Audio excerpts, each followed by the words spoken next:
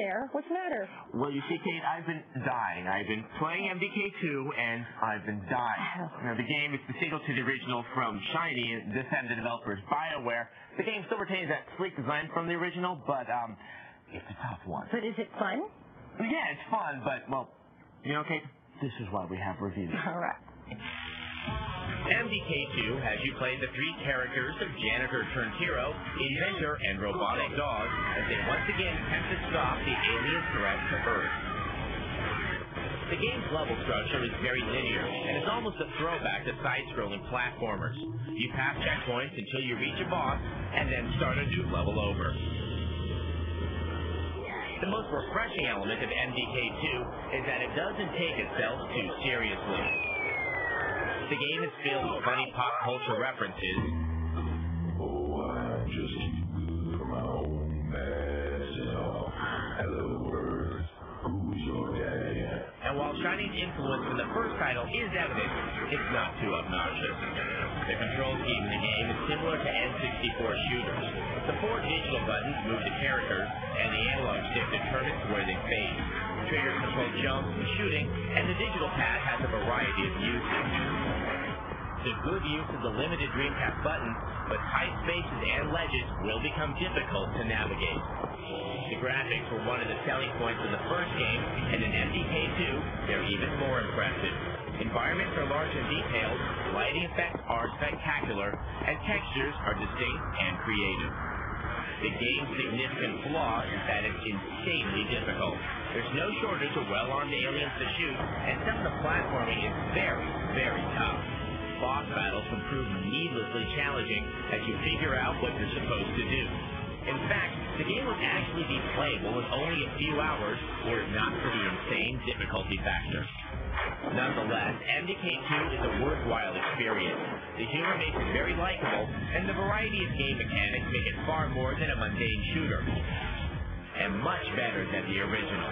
Video Games gives it an 8.3 out of 10.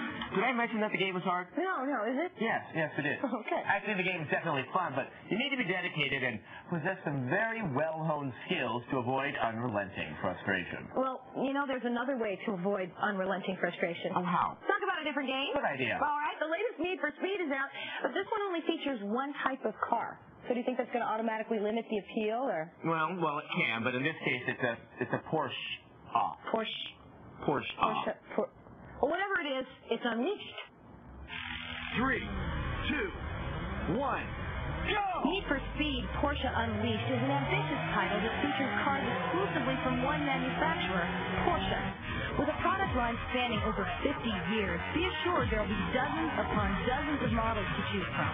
Detail abounds with accessible hoods, trunks, and interiors, plus working turn signals and headlights. Controls are spot on. Thanks to realistic 4-point physics, you'll be witnessing the car's independent suspension at work. Not since the first Need for Speed have open-road courses been available.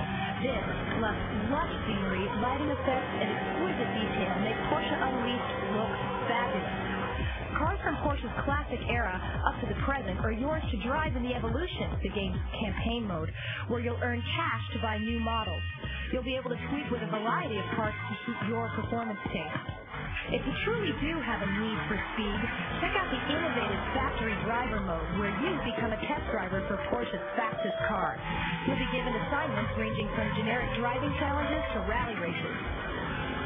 Other modes include the Quick Race that allows for up to 7 opponents, knockout and elimination type setup, and the Chronicle, a historical retrospective with beauty shots and print media. Driving enthusiasts should fall for Unleashed in no time, despite the fact that this game only features Porsche.